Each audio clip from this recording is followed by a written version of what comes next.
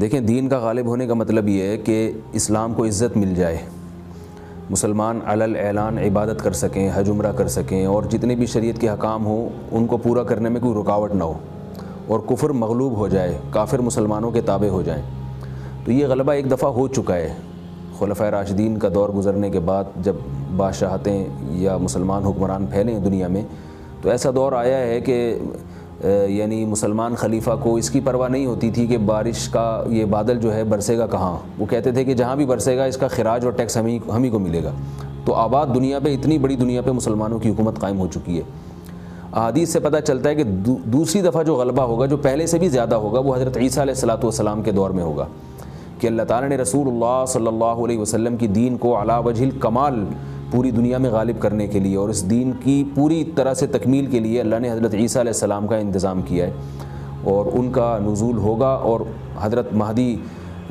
رضی اللہ تعالی عنہ آئیں گے، پھر ان کے ذریعے جہاد ہوگا، اور پھر پوری دنیا میں اسلام کو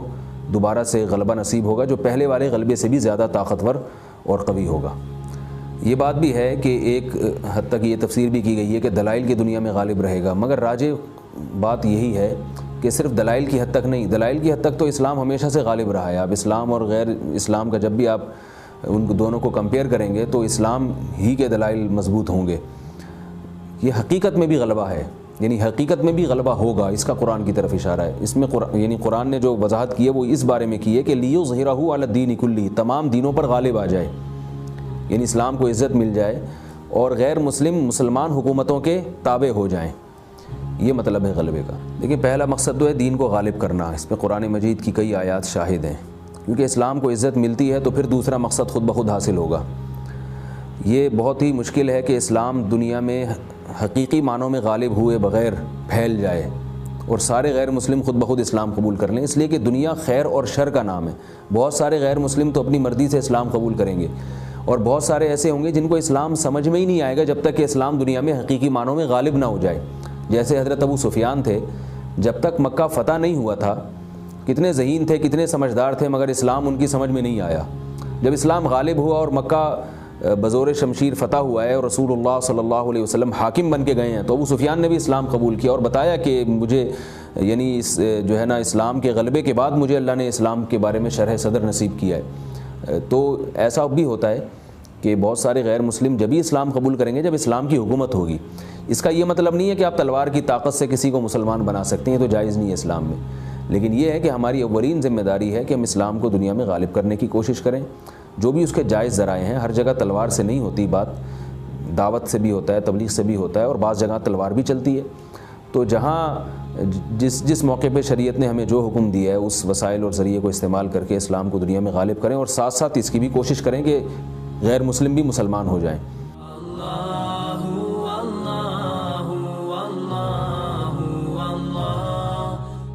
یہ غالب ہونے کا مطلب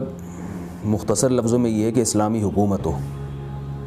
یعنی جو آئین ہو، جو قانون ہو، وہ غیر اسلامی نہ ہو، کیونکہ ساری دنیا اور ساری عوام اور حکومتیں وہ آئین اور قانون کے تابع ہوتی ہیں۔ تو کسی ملک کا قانون اگر اسلامی ہے تو اس کا مطلب وہاں اسلام غالب ہے۔ لیکن اب ظاہر ہے جب ہم کہتے ہیں فلاں آدمی فلاں پر غالب ہے، تو کبھی غلبہ یہ کامل ہوتا ہے، کبھی ناقص ہوتا ہے۔ خلفائے راشدین کے دور میں یا بعد میں جو خلافتیں مسلمانوں کی چلی ہیں، ان میں دین جتنا غالب تھا تو آج اسلامی ملکوں میں اتنا غالب نہیں ہے۔ لیکن اس کا یہ مطلب نہیں ہے کہ ہم یہ کہیں کہ اسلامی ملکوں میں دین مغلوب ہے، ایسا نہیں ہے، مغلوب نہیں کہہ سکتے، ہے غالب مگر اتنا غالب نہیں ہے، اس غلبے میں کمزوری ہے۔ تو پاکستان میں بھی یہی ہے کہ ہم پاکستان میں اسلام کو غالب اس حوالے سے کہہ سکتے ہیں کہ یہاں کا جو بنیادی قانون ہے وہ یہ ہے کہ قرآن و سنت کے منافی کوئی قانون نہیں بنے گا۔ وہ الگ بات ہے کہ جب اس کو امپلیمنٹ کا جب اس کی وقت آتا ہے تو پھر ہمارے حکمران اس میں ڈنڈی مارتے ہیں اور گڑبڑ کر دیتے ہیں، دائیں بائیں کر دیتے ہیں۔ تو غلبہ ہے اسلام کو، اور قانون میں یہ بات داخل ہے کہ قرآن و سنت کے منافی کوئی قانون نہیں بنے گا۔ اس کا مطلب قرآن و سنت کی بالادستی ہے۔ تو جس ملک میں بھی ایسا قانون ہو کہ قرآن و سنت کی بالادستی ہو تو وہاں اسلام غالب ہے۔ لیکن ظاہر ہے اس غلبے کو اگر آپ خلفائے راشدین سے کمپیئر کریں گے تو اس کی نسبت یہ غلبہ بہت کمزور ہے،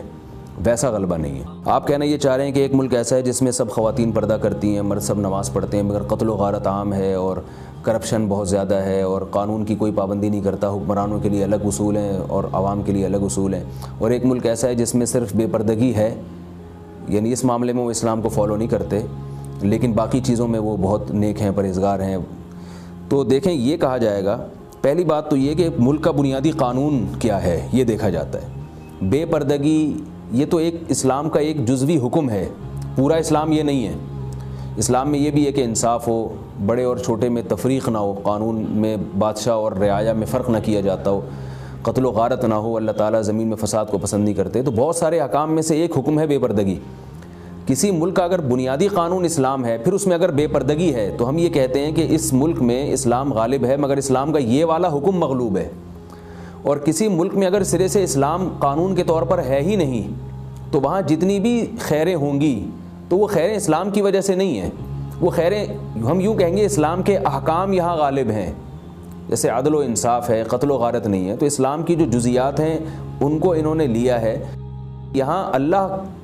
ایز اے سپیریئر نہیں ہے کہ اصل اللہ ہوگا، جو اللہ جو کہے گا وہ اللہ تعالیٰ جس کو صحیح کہیں وہ صحیح ہے، اللہ جس کو غلط کہیں وہ غلط. یورپ اور امریکہ میں ٹھیک ہے عدل و انصاف ہے اور بہت ساری چیزیں ان کی مثبت ہیں، مگر اسلام وہاں پر ایسا نہیں ہے کہ اسلام یا اللہ جو ہے ان سپیریئر ہو. یعنی ان کے ہاں اچھائی اور برائی کا جو کرائٹیریا ہے وہ گاڈ جس چیز کو اچھا کہے وہ اچھی نہیں ہے، یا گاڈ جس چیز کو برا کہتا ہے وہ برا نہیں ہے، بلکہ ان کی اسمبلی جس چیز کو اچھی کہتی ہے، اچھا کہتی ہے وہ اچھی ہے. تبھی وہاں پر جو ہے نا وہ گے سیکس کو انہوں نے الاؤ قرار دے دیا ہے، حالانکہ اللہ کے ہاں یہ انتہائی قابل نفرت عمل ہے. تو جب آپ خدا کو خدا ہی نہیں مان رہے تو پھر آپ میں جتنی مرضی اچھائیاں ہوں گی تو ہم یہ کہیں گے اسلام کے جزوی طور پر کچھ احکام تو یہاں غالب ہیں، مگر اسلام یہاں غالب نہیں ہے. اسلام وہاں غالب ہے کہ آپ اپنے آپ کو مسلم کہتے ہو یا آپ اپنی ریاست کو اسلامی کہتے ہو، جزیات میں آپ ڈنڈی مار رہے ہو. اس کی میں ایک مثال دیتا ہوں کہ مسلمان کون ہے. مسلمان وہ ہے جو اللہ کو اللہ مانتا ہو، رسول کو رسول مانتا ہو، جس چیز کو اللہ نے حلال کر دیا اس کو حلال مانتا ہو، جس کو حرام کہہ دیا اس کو حرام مانتا ہو. عمل نہیں کرتا، یہ ایک دوسرے درجے کی چیز ہے. لیکن ایک غیر مسلم کتنا ہی نیک ہو، کتنی ہی اچھائیاں ہوں اس میں، لیکن وہ اسلام کو اسلام نہیں مانتا، اللہ کو اللہ نہیں مانتا، اس کے رسول کو رسول نہیں مانتا، اس کا اچھائی اور برائی کا اپنا ایک معیار ہے، اپنا ایک کرائٹیریا ہے. تو اسلام کی نظر میں وہ مسلم نہیں ہے. آپ اس کو مسلم نہیں کہہ سکتے، آپ یہ کہہ سکتے ہیں کہ اسلامی احکام پر یہ عمل کر رہا ہے مگر مسلم نہیں ہے. تو ایسے ہی اسلام کا غلبہ کسی ملک میں ہے یا نہیں ہے، اس میں سب سے اہم ترین چیز یہ ہے کہ اس ملک کا قانون اور ضابطہ کیا ہے، لا کیا ہے اس ملک کا. اگر لا اسلامی ہے، چاہے وہ پھر آگے نافذ نہ بھی ہو رہا ہو، تو یوں کہا جائے گا کہ اسلام اس ملک میں غالب ہے، لیکن عملی طور پر لوگ اسلام پر عمل نہیں کر رہے. اور اگر کسی ملک کا لا غیر اسلامی ہے تو پھر اس میں کتنی بھی اچھائیاں ہوں وہ اتفاق سے یوں کہا جائے گا کہ ان میں بہت ساری اچھائیاں ہیں جو اتفاق سے اسلام بھی ان کو اچھا کہتا ہے، لیکن یہ اسلام کو غالب نہیں کہا جائے گا. اسلام غالب اسلامی حکومتوں میں ہوتا ہے، غیر مسلم ریاستوں میں اسلام کے غلبے کا تصور نہیں کیا جا سکتا، کہ بلکہ ان کے آئین میں یہ بات داخل ہوتی ہے کہ مذہب نہیں ہے ہمارے ملک میں، مذہب کی حیثیت نہیں ہے، ان کا حلف اٹھوایا جاتا ہے اس بات پہ.